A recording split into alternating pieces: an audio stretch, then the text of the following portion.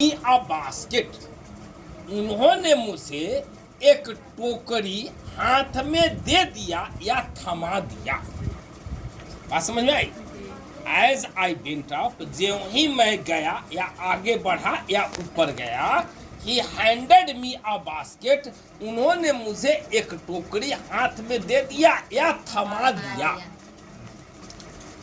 Take this out quick, जल्दी से इससे बाहर ले चलो या बाहर निकालो। माने स्टेशन परिसर से ट्रेन से उतरते ही नानू काका थमा देता है और कहता है टेक दिस आउट क्विक, और इसे शीघ्रता से जल्दी से बाहर निकालो, बाहर ले चलो स्टेशन से बाहर।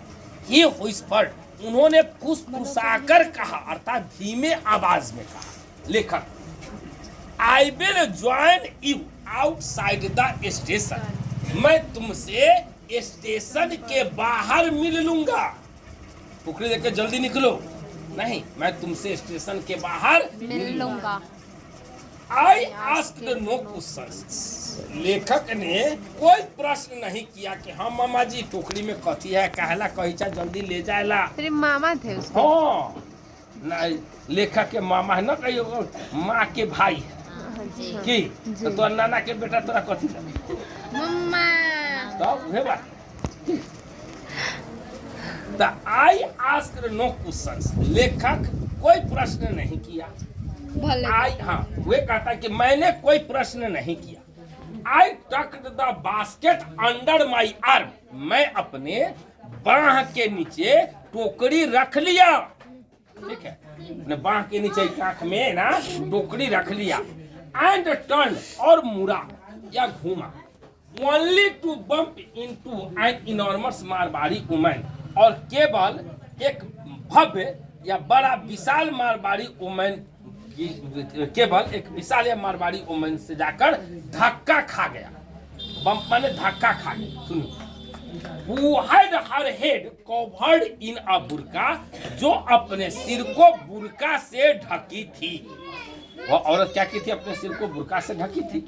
But my apologies were drowned by the strange sounds, लेकिन मेरी क्षमा मांगने की बात या आवाज अजीब ढंग के आवाज में डूब गई। लेखक जब टकराया तो उसे सॉरी कहा होगा, क्षमा मांगा होगा, तो लेखक के क्षमा मांगने की जो बात थी या आवाज थी वह अजीब आवाज में, स्ट्रेंज साउंड माने अजीब आवाज में डूब गई। इमानेटिंग फ्रॉम द बास्केट, जो टोकरी से निकल रहा था, माने जो टोकरी से अजीब ढंग के आवाज निकल रहा था, उसी आवाज में लेखक के क्षमा मांगने की बात डूब गई। The protest of an outrage kitten, कहिया कि वह अत्याचारी बिल्ली के बच्चा के विरोध नहीं, स्पिट्स, स्ट्रप्स, म्यू म्याऊ म्याऊ, अर्थात यह टोकरी से निकलने वाली आवाज है। वो बिल्ली के बच्चे आवाज दे रही। आई डक्ड एंड रैन, कहता है मैं मुड़ा और भागा या दौड़ा। And mingle with the crowd, और भीड़ में जाकर मिल गया, और भीड़ में जाकर मिल गया। With the crowd and squeezed through the gate, और कहिए पीछा कर, स्क्वीज माने निचुरा कर, माने धक्का धुक्की करके नहीं, थ्रू द गेट अर्थात द्वार के जरिए, द्वार से होकर, in the wake of a Sikh marriage party, और एक हलचल वाला सिख मैरिज पार्टी की ओर चला गया, सिख विवाह पार्टी में चला गया। नानू काका वाज लॉन्ग टाइम कमिंग, नानू काका बहुत दिनों के बाद आ रहे थे। The station yard was nearly empty, और कहिए स्टेशन परिसर लगभग खाली सा था। नियरली माने लगभग, एम्प्टी माने खाली, तो लगभग खाली सा था। And the last tonga had gone, और अंतिम तंगा भी जा चुका था।